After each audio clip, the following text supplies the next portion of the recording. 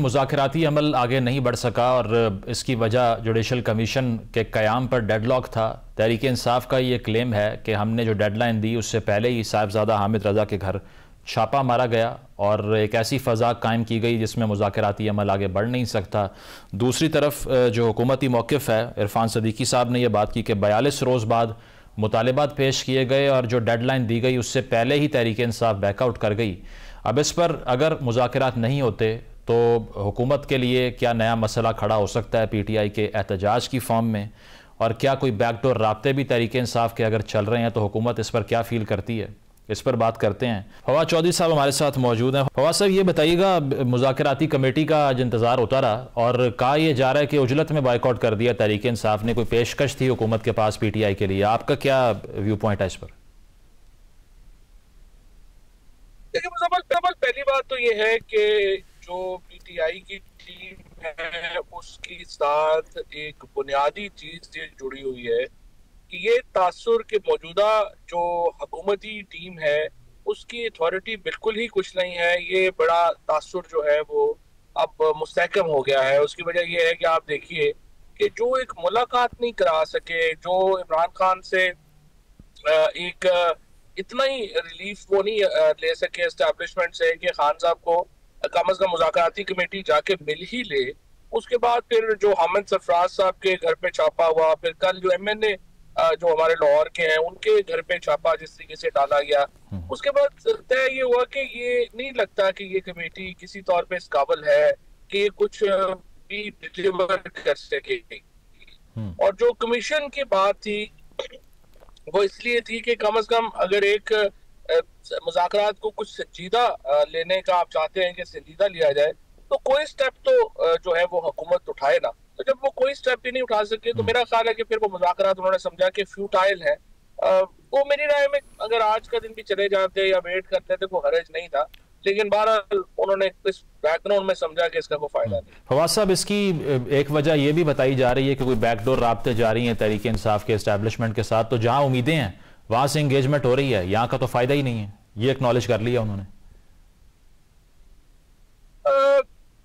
देखिए एंगेजमेंट ही होनी होती है सियासी जमातों में भी और एस्टैब्लिशमेंट में भी। या तो देखे ना, आपने इमरान खान को माइनस कर लिया होता 2-2.5 साल से, वो तो इमरान खान माइनस हुआ नहीं है, तो उसके बाद आपने और क्या करना है? जाहिर है एंगेजमेंट तो होनी है। फिर एस्टैब्लिशमेंट से भी एंगेजमेंट जिस तरह से जो पहले हुई है वो पॉजिटिव है। मेरे ख्याल में सियासी जमातों से भी एंगेजमेंट में कोई हर्ज नहीं है और ये बड़ा अच्छा किया है आज PTI ने जो JUI की तरफ गई है, क्योंकि असल में जो पहली एंगेजमेंट चाहिए PTI को वो ये है कि जो अपोजिशन की जमातें हैं वो इकट्ठी हो, और अपोजिशन की जमातों के इकट्ठे होने का फायदा होगा हुकूमत को भी ये फायदा होगा। मेरे ख्याल में हुकूमत को भी चाहिए कि इन मुज़ाकरात में मौलाना फजलुर रहमान को, महमूद अचकज़ई साहब को, इन लोगों को शामिल करें। नहीं तो फिर 26वीं तरमीम पे जो तहफ़्फ़ुज़ात हैं वो ख़त्म हो जाएंगे मौलाना साहब से जो शिकायत हैं?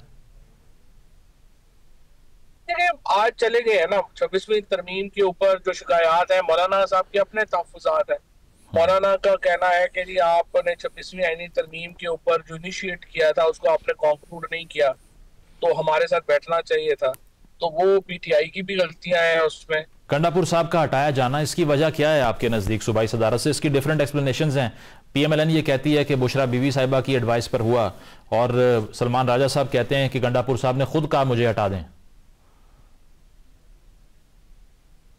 बात यह है कि गंडापुर साहब के जो इश्यूज हैं या चीजें हैं उसके ऊपर जाहिर है कि कोई भी आदमी जो है वो ये तो आके नहीं कहेगा ना कि जो इख्तलाफात थे या चीजें थी। ऑफिशियल लाइन तो यही होगी कि जो हुआ है वही, इसीलिए कि उन्होंने कह दिया था और उसी से मशवरे से जो है वो गया है।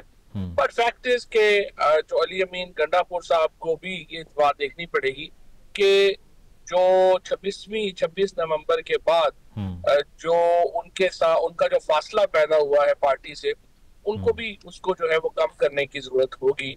और देखते हैं कि वो उसमें कितने कामयाब रहते हैं। उन्हें मौका मिला है और इस मौके से उन्हें फायदा उठाना चाहिए और इस फासले को कम करने की जरूरत है जो उन्हें करना चाहिए। सही। तो करप्शन का भी तस्करा है, तो करप्शन हो रही है पख्तूनख्वा में? आपके सारे कॉलीग्स ही हैं जो कि उस वक्त जिनकी हुकूमत है वहां पर अभी, तो आप क्या समझते हैं कि करप्शन का बड़ा इशू है जिसकी बुनियाद पर भी ये एक्शन हो सकता है?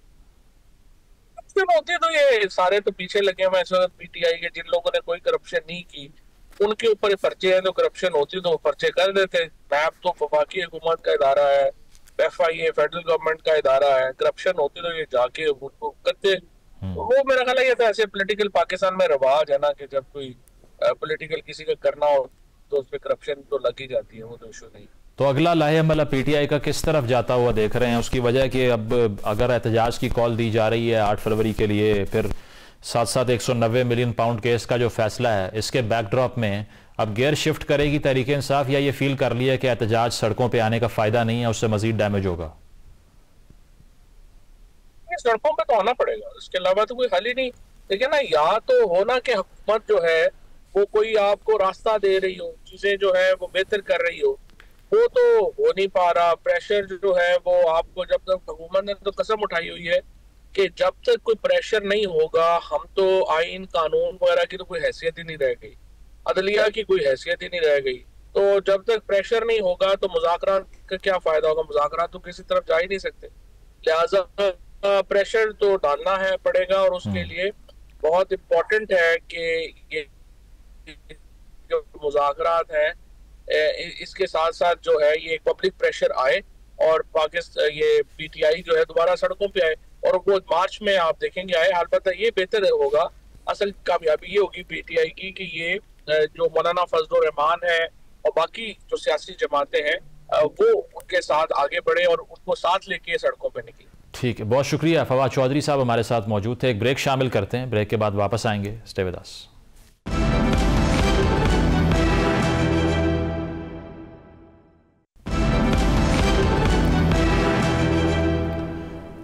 नाज़रीन, प्रोग्राम आपने मुलाहिज़ा किया, फीडबैक ज़रूर दीजिएगा। इजाज़त दीजिए, अल्लाह हाफ़िज़।